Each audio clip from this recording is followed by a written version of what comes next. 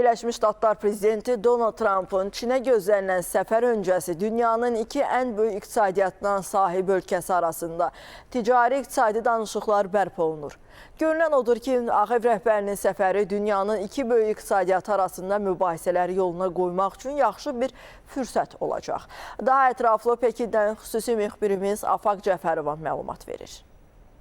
Donald Trump'ın səfəri öncəsi tərəflər ticarət danışıqlarını bərpa eləyir. Çinin Kommersiya Nazirliyinin açıqlamasına əsasən iki ölkə arasında ticarət mübahisələrinə dair danışıqların növbəti raundu mayın 12-si 13-də Cənubi Koreyada keçiriləcək. Analitiklər hesab eləyirlər ki, yaxın şərq gərginliyi fonunda dünya iqtisadiyyatında müşahidə olunan qeyri-müəyyənlik, habelə enerji ticarəti və təchizat zəncirindəki problemlər fonunda ABŞ və Çin arasında ticarət danışıqlarının bərpası ümidverici xarakter daşıyır. Tərəflər iki dövlət başçısının Busan görüşündə və əvvəlki telefon danışıqları zamanı əldə etdikləri mühüm konsensusa əsaslanaraq qarşılıqlı maraq doğuran iqtisadi və ticarət məsələləri üzrə məsləhətləşmələr aparacaqlar.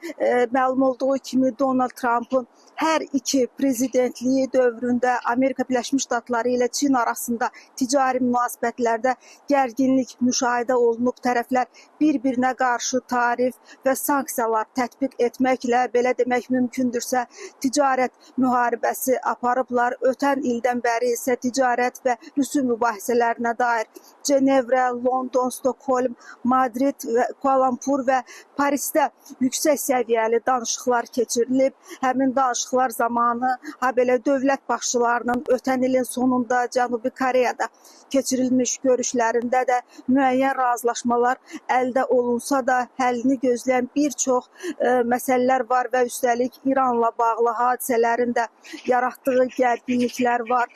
Bütün bunlara baxmayaraq, təbii ki, Pekində Donald Trump'ın Çin səfərinin uğurlu olacağını düşünürlər, amma mənbələr Pekinin Vaşinqton ticarət təzyiqini artırsa da cavab vermək və təzyiqlərə tab gətirmək imkanlarını da qeyd eləyirlər.